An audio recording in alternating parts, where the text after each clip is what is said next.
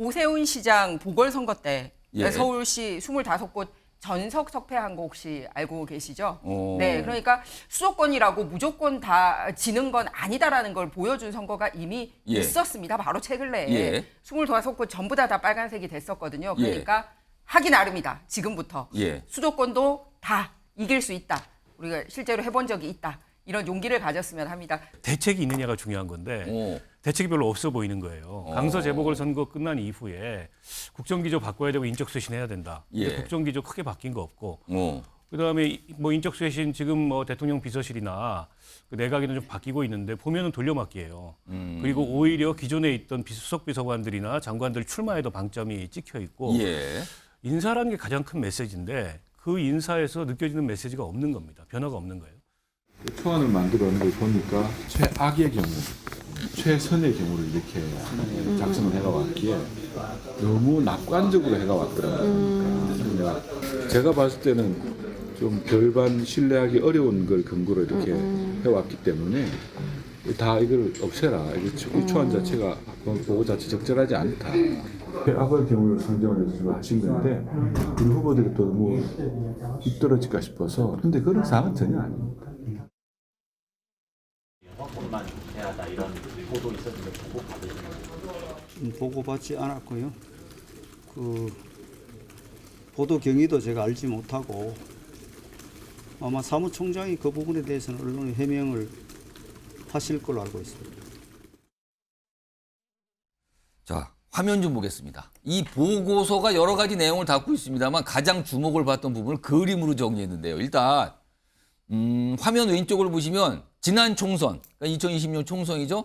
당시에 국민의힘, 당시 이제 미래통합당이었죠. 서울에서 몇 석이나 얻은가? 8석이었거든요. 보시면 강남 지역과 용산이 포함된 8석. 그런데요. 최근에 작성됐다는 이 내년 총선 보고서에는요. 국민의힘이 우세라고 판단되는 곳이 강남 쪽 6석에 머문다. 이런 내용이 담겼다고 합니다. 오늘 이 내용이 알려지면서 약간 발칵하고 술렁술렁 분위기가 있었거든요. 자, 오늘 마침 국민의힘의 윤희석 대변인이 나와 계신데 이 보고서 일단 보셨어요? 아니요, 제가 본 적은 없습니다. 그럼 소린 들으셨어요? 그런 게 있다라는? 뭐 비슷한 내용을 제가 전에 듣긴 했는데 제가 본 적은 없습니다. 아, 보시나. 그런데 일단 이 내용이 알려지고 보도가 되면서 많은 질문이 있을 수밖에 없는데 오늘 이만희 사무총장의 설명 중에 하나가 이 보고서 뭐 초안이긴 한데 너무 최악을 상정해서 나온 거라 신빙성이 없다고 판단했다.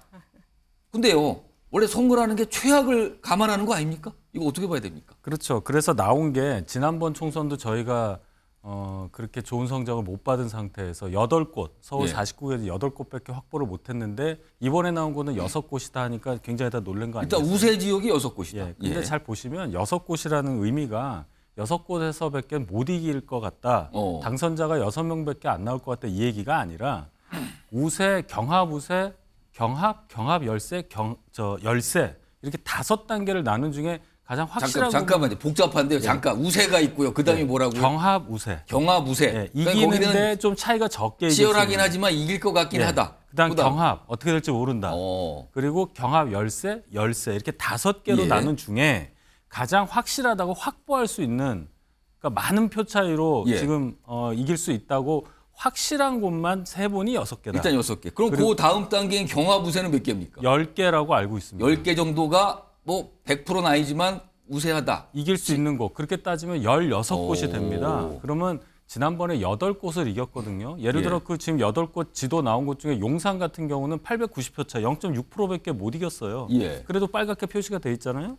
지금 저기 회색으로 되어 있는 오른쪽 지도 중에 예. 저 빨간색으로 바뀔 곳이 10곳 정도 있다는 게 그 보고서의 내용인데 우세라고만 우세한 곳이 6곳이다 이렇게만 전달을 받으니까 예. 야 그럼 나머지 43곳은 지는구나 이렇게 아마 받아들였을 수도 있어서 제가 정정해서 말씀을 드립니다. 그럼 오늘 이만희 사무총장께서 그렇게 설명하시면 될 거 아닙니까? 우리 6개가 아니고요. 경합 우세 정도 10개 포함 16개 정도니까 지난 총선보다 많이 얻을 수 있습니다. 이렇게 설명했으면 되는 거 아닙니까? 근데 이만희 총장께서 말씀하신 것은 이제 6곳이라는 그 숫자에 예. 이제 이것은 가장 보수적으로 본 거라는 말씀을 하신 거고 그 뒤에 이제 표현까지 하실 거면 조금 더 설명이 필요하기 때문에 아마 말씀을 좀 아끼신 것 오늘 같습니다. 이만희 사무총장 옆에 윤석 대변인이 계실 걸 그랬네요. 하나 추가로 더 들면 이게 지금 이 보고서가 아까 초안인데 뭐 신빙성 줘서 폐기하라 그랬다잖아요. 근데 이걸 가지고 이제 일각에서는 이거 공개 안 하고 쉬쉬한 거 아니냐. 너무 뭐가 보고서가 부정적이니까 이런 얘기 있는데 이건 어떻게 봐야 됩니까? 부정적이어서 뭐 당에서 폐기할 거를 폐기해야 하고 너무 긍정적으로 본 것만 오픈하고 그런 당은 아닙니다. 저 내용은 저희가 굉장히 유념해서 봐야 될 내용이기 때문에 예. 내용 자체에 따라서 공개하고 안 하고 그런 당은 아니고요. 예. 다만 그 내용에 있어서의 어떤 합리성이라든지 이런 걸 더 보정하라는 그런 뜻이 아니었을까 생각합니다. 일단 이렇게 보고서 내용이 알려졌고요. 당 지도부가 뭔가 설명을 좀 내놨는데 아까 제가 소개드릴 때 당이 좀 술렁술렁하다 그랬잖아요. 의원들이 이 얘기를 꺼내놓고 있거든요. 그 목소리부터 좀 확인해 보겠습니다. 이렇게 보도나 여러 가지 보면 근거 없는 낙관론, 희망회로 이거 돌려서는 강서구청장 패배 시즌 2가 될 것이다. 그게 더 걱정이에요. 그러니까 선거나 모든 일은 최악의 상황을 가정하고 준비하는 겁니다. 이대로 가면 윤석열 정부 총선 이후에 무슨 일이 벌어질지 모르겠다. 수포당이라고 했더라고요. 우리 당을 수능을 포기한 게 아니라 수도권을 포기한 정당이다. 수도권 이렇게 심각한데 수도권을 포기한 정당을 그냥 감수하고 가겠다라는 거면 사실은 이건 민심의 요구에 저항하는 반란입니다.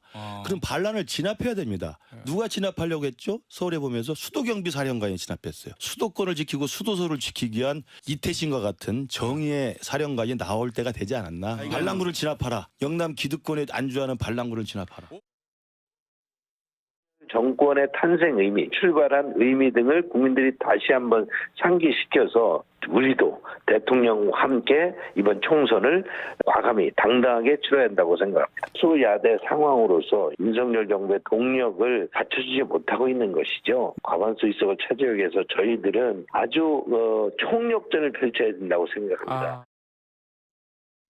자, 오늘 김희정 전 여성가족부 장관 나와 계신데요. 일단 앞서서 그 판세 얘기 그리고 몇몇 의원분들은 대단히 걱정을 하고 있잖아요. 네, 이거 수도권 네. 포기한 거냐. 지금 이런 분도 네. 보고서까지 나오는데 네. 왜 이런 거 알려주지 않고 이렇게 넘어갔습니까? 라는 불만 제기도 있어요. 이거 어떻게 좀 봐야 됩니까? 이게 공식적으로 당 지도부에 보고가 된 안건 아닌 걸로 들었습니다. 이제 최고위원회의에는 당의 예. 공식 문건들이 올라가는데 거기에는 없었어요. 그렇지만 그러면 뭐 가짜 문건이냐 그런 예. 것 같지는 않고요. 예. 얼마 전에 국민의힘에서는 당무 감사를 굉장히 세게 장관님 강조했습니다. 카메라 시청자를 보고 말씀해 오케이, 주세요. 오케이. 저기 앞에 그러겠습니다. 카메라 있습니다. 네. 예. 당무 감사를 굉장히 세게 한 적이 있습니다. 과거에는 이렇게 그 현장에 내려가서 당원이 얼마나 잘 있느냐, 뭐 사무실을 잘 운영하느냐 그런 정도로 하다가 이번에는 각 지역별로 당세가 어느 정도 되는지 그리고 현재 당협위원장 내지 국회의원들이 출마를 하면 예. 제 지지를 하겠는지 그때 조사를 전국적으로 한 바가 있습니다.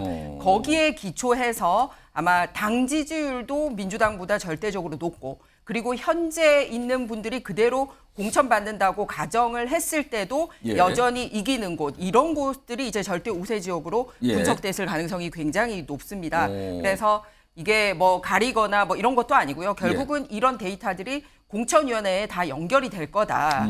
그리고 이 시기에 공식 발표는 안 됐지만 이렇게 나온 거는 오히려 준비하는 입장에서는 더 잘 되지 않았나 이런 생각이 듭니다. 그리고 또 하나는 그 결과적으로 우리가 야 그러면 수도권 포기해야 되는 거 아니야 수포당 이러는데 예. 아닙니다. 단어도 받아들이기 나름인데 수도권 포기가 아니라 수도권 포옹 또는 수도권 포용당으로 갈 수 있도록 지금 미리 참 발표가 잘 됐다 이런 생각이 듭니다. 그리고 또 하나는 그 지금 막 격앙돼서 발표하신 분들은 이제 본인이 거기 안 되는 지역에 이제 있으신 분들이셨어요. 아무래도 그럴 수 예, 있어요. 그러니까 또 그렇게 격한 반응을 보이시는 것 같습니다. 그런데 본인 스스로 수포당 이렇게 말하는 것보다는 예. 수도권 포용으로 말씀하시는 게 더 좋지 않나 이런 생각을 합니다. 그리고 가능성을 보는 거는 예.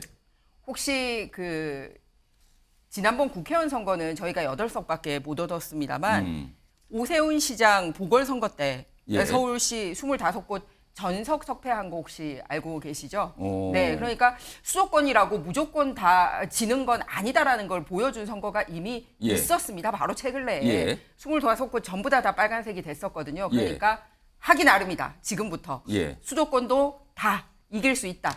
우리가 실제로 해본 적이 있다. 이런 용기를 가졌으면 합니다. 그 용기와 이번에 최악의 6곳 상황에서 어떻게 가느냐가 이제 지금부터 전략 싸움이지 않을까 그렇게 생각합니다. 박원석 의원님, 지금 이게 유독이 오늘 더 주목받은 이유는 앞서서 전날입니다. 그게 알려진 게요.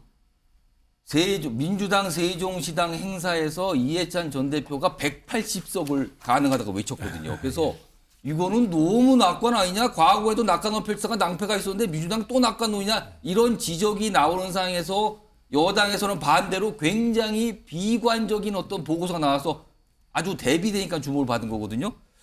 이거 각각 정당에 약간 다른 효과가 있나요? 이거 어떻게 보십니까? 뭐 이해찬 전 대표가 이제 선거 기획이나 전략의 전문가이기 때문에 예. 이제 그분이 보는 판세가 아주 틀렸다 이렇게 얘기하기는 어려워요. 다만 이제 이미 물러나고 정계를 은퇴하신 분이 계속 그런 말씀을 하시는 게 민주당에 크게 도움이 되겠나 이런 예. 우려의 시선이 있는 것 같고요. 어쨌든 선거는 뭔가 좀 오만해 보이면 유권자들의 그 신뢰를 얻기가 어렵기 때문에 그렇게 보이지 않는 게 좋겠다 이런 생각이 듭니다. 이해찬 전 대표는 약간 오만으로 비춰질 수 있고 상대적으로 국민의힘은 약간 읍소로 비춰질 수 있습니까? 그러면은? 근데 이제 읍소보다는 조금 비관적이죠 국민의힘 상황은. 읍소보다도 비관적이다. 이게 이제 엄살을 부리는 게 아니고 예. 객관적으로 저런 판세가 있는 겁니다. 다만 이제 최악이라고 말씀을 하셨는데 아까 이제 윤희석 대변인이 얘기했던 경합 우세까지 포함해도 16곳이에요. 예. 그럼 그거는 괜찮냐? 그것도 제가 보기에는 숫자상으로는 여당이지 않습니까 지금? 심각한 상황인 거죠. 예. 근데 이제 저 보고서가 어떤 의미에서 작성이 됐든 저게 유출된 경위가 뭐든 그런 게 중요한 게 아니고 예. 대책이 있느냐가 중요한 건데 대책이 별로 없어 보이는 거예요. 강서 재보궐선거 끝난 이후에 국정기조 바꿔야 되고 인적쇄신해야 된다. 근데 예. 국정기조 크게 바뀐 거 없고 그다음에 뭐 인적쇄신 지금 뭐 대통령 비서실이나 그 내각에는 좀 바뀌고 있는데 보면은 돌려막기예요. 그리고 오히려 기존에 있던 수석 비서관들이나 장관들 출마에도 방점이 찍혀 있고 예. 인사라는 게 가장 큰 메시지인데 그 인사에서 느껴지는 메시지가 없는 겁니다. 변화가 없는 거예요. 그런데다가 혁신 2년 조기 종료했고 사실상 그거를 김기현 대표가 뭐 사실상 압박하다시피 한 거고 혁신위가 내놓은 인적쇄신안은 하나도 수용하지 않은 상황입니다. 예. 그래서 그러면 김기현 대표 체제로 이대로 총선으로 거의 가는 모양이 돼 있는데 예. 근데 이 상황에서 저런 그 조사 결과가 나왔으면 사실은 이 지도부를 좀 바꿔야 되는 거죠. 예. 선거를 치를 수 있는 지도부로. 근데 김기현 대표는 전혀 그럴 의사가 없고 지금도 뭐 아직 이제 뭐 새 카드를 꺼낼 때가 아니다. 이렇게 하고 계시니까는 국민의힘의 아마 수도권 지역에 예. 서울이 저 정도면 경기도는 더 처참할 거거든요. 수도권에 지금 출마 예정자들은 아주 속이 탈 겁니다. 지금 지도부로 과연 총선 치를 수 있을까 예. 회의감이 커질 수밖에 없어요. 일단 뭐 패널분도 말씀드렸지만 술렁술렁하는 분위기 있어요. 그리고 지적하시는 분도 그리고 아까 이제 김희정 전 장관 말씀처럼 그거는 그냥 분석이고요. 조금 우리가 비관적으로 최악의 상황을 가정한 겁니다. 또 이런 시각도 좀 공존한 상황인데 이런 가운데 오늘 국민의힘에서 영입 인사에 대한 발표가 있었거든요. 그 내용 좀 확인해 보겠습니다. 이건 우리 당에 함께 하실 국민인재 5분을 모시는 의결을 완료했습니다.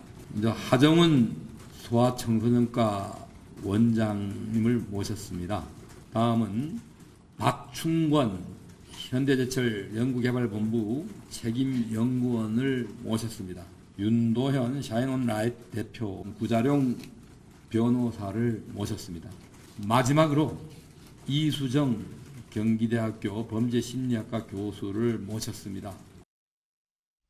자, 지금 발표했죠? 화면을 좀 더 소개해드리죠. 오늘 5분 얘기가 나왔는데 일단 이수정 교수, 범죄심리 전문가, 이런 유명하신 분이잖아요. 그리고 하종은 소아청소년과 의원 원장, 이 소아과 관련된 책 굉장히 유명하신 분이에요. 뭐 100만 부 이상 판매, 그리고 어떤 본인이 SNS상에서 어떤 채널도 운영하고 있는데 굉장히 많은 분들이 아이를 가진 부모님들이 그건 꼭 봐야 된다 뭐 이런 얘기까지 하시더군요.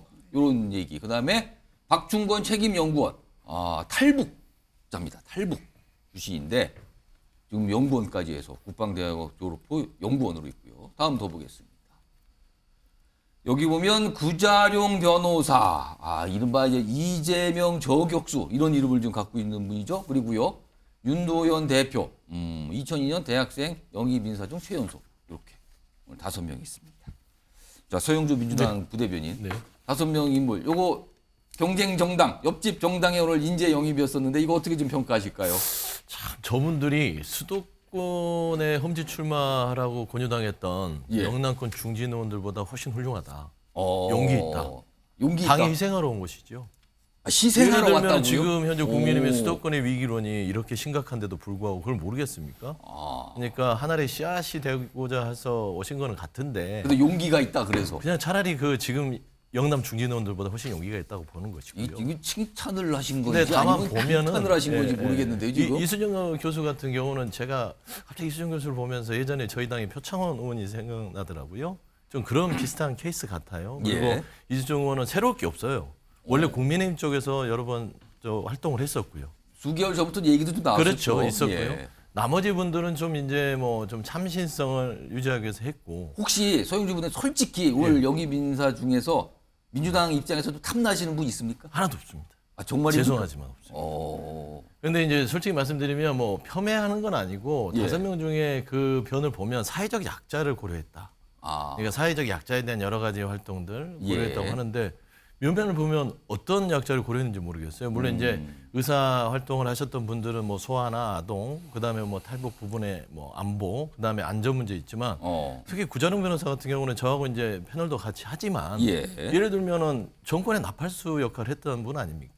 이게 변호사로서 중립적에 있다고 하면서 이재명 대표를 저격하고 윤석열 정부를 방어하고 예. 한동훈 장관을 방어했던 참신한가요? 어. 그런 의미에서는 그냥 또 인재 영입 자체가 결국에는 현 정권에 잘 방어하는 나팔수 정도를 세워놓고 총선을 치르겠다는 거예요. 그러면 결국에는 수도권 위기론이 가속화될 수밖에 없다. 하지만 예. 면면은 대단히 용기 있는 분들이다. 좀 그렇게 평가하고 싶습니다. 칭찬인 듯 아닌 듯 알쏭달쏭 평론을 해주셨는데 자 네. 김희정 정 장관님. 네, 그 사람이 면면이 얼마나 참신하는지도 보여줄 수 있지만 예. 이미 알려진 분들도 그 행동을 통해서 얼마나 참신한 인재가 될 수 있는지를 보여줄 수 있다고 생각합니다. 예를 들어서 이수정 교수님 말씀을 하셨는데요. 이수정 교수님 같은 경우는 충분히 비례대표로 와도 훌륭할 만큼 그런 활동을 많이 하셨지 않습니까? 그런데 일성이 뭡니까?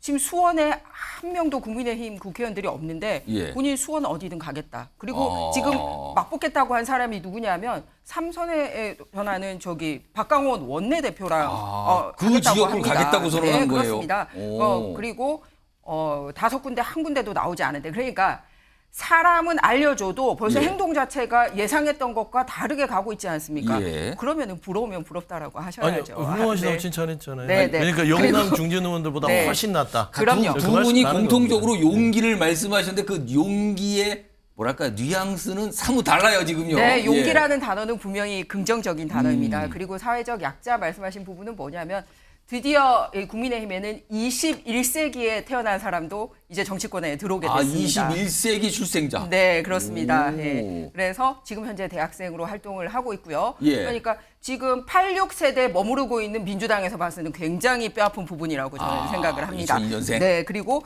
이렇게 세대만 건너뛴 게 아니라 장소도 건너뛰어요. 예, 오. 북한에서 또 공부를 하고 온 그것도 과학자 예. 이런 식으로 여러 가지 사회적 약자 분명히 대변하고 있고요. 예. 저는 민주당이 부러울 수밖에 없다고 생각합니다. 왜냐하면 인재 위원장님 자체가 상당히 흠결이 있으신 분으로 알고 있습니다.